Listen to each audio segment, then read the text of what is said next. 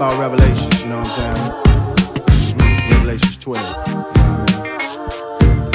I mean? At birth, I was given the name. Peace. Here we go. Another day from the desk of Apacolips. Dogs to Gods Entertainment. With a quick word of reflection, of inspiration, inshallah. I was thinking this morning on something that took place yesterday. But before I touch that, I was thinking also a few minutes ago on the serenity prayer.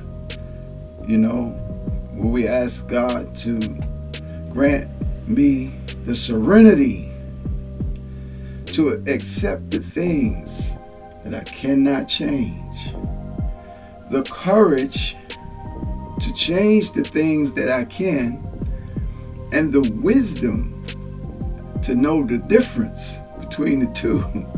You know, when I reflect on those words, I reflect on the fact that, you know, I could save myself a lot of time and a lot of pain and heartache and a whole lot of different things.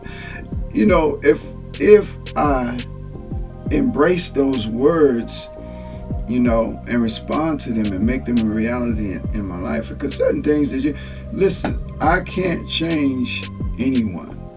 You know what I mean? So if I know that right off the top, you know what I mean, then I don't have to bother myself with whether or not somebody is going to change as a result of my interaction with them, right? So, you know, I have to accept that. You know, not that I don't do everything I can to help, because you know, another thing that I often, not often, every day ask Allah, you know, to help me to use the life that He has given me to serve Him and serve humanity. So what do I have that will serve Allah and serve humanity? You know, and so you say knowledge. Oh, okay, knowledge. That's good. That's cool. That's okay. That's okay. You know what I mean? And that's a very great thing to have, is knowledge of God, knowledge of self, whatever the case. Knowledge, period, is good to have. You know, what's better to have is the application of knowledge that brings about results. See, that's more important than just having knowledge. But to apply this knowledge and get results, then that's something that can be used more than just the knowledge itself. That's something that can be used to serve humanity, you know. And so that leads me to the testimony from yesterday. Two brothers, a father and a son, came into the foodie spot yesterday, and I remember the two brothers like right off the top, you know, as far as their identity. Like, okay, I remember encounters with these two brothers, and the father reminded me, as soon as he said it out of his mouth, it popped back to me the day that I met them. But he was talking about my book, because he bought several copies, you know, and he was telling me, you know, going back to that encounter and that experience, and it was like, oh yeah, I knew y'all from somewhere. But anyway, he was talking about the beauty of the book, like, because when we talked before, his life was similar in terms of some things that he had to experience and go through himself. So, and he really enjoyed the book, so that was a plus. That was beautiful. And the other thing he said was, because I got more than one copy, man, because, you know, I shared it with someone, or he said every time I let somebody see it and share it with them, they want to keep it.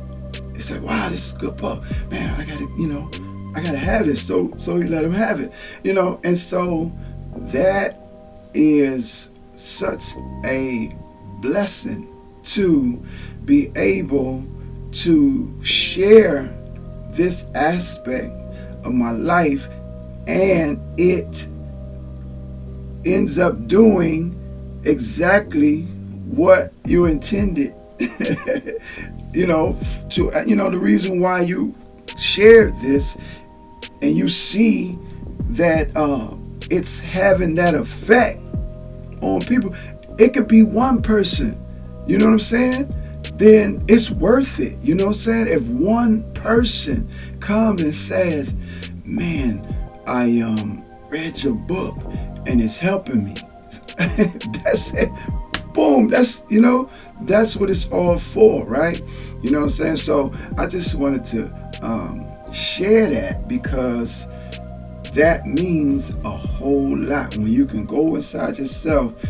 If you have an idea, and then you don't just allow that idea to just drift off into the 24 billion miles per second of thought that's traveling, and you grab it and you embrace it, and then you look at it and you start walking it down to actually bring it into a manifest reality, and then you present it. It's like you give birth to it, you know what I mean? And then you look at the fact that there are results.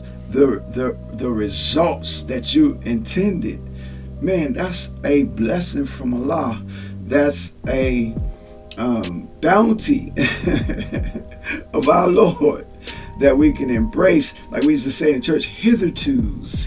You know what I mean? You get them hithertos of the past. Like we see in our lives Allah's working